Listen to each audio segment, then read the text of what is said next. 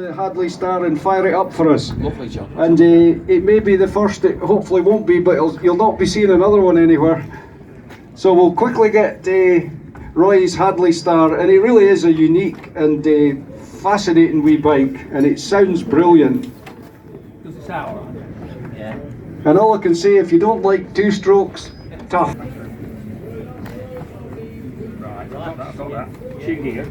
Yeah, you're right. Okay. Yeah, Yes, you are. boss.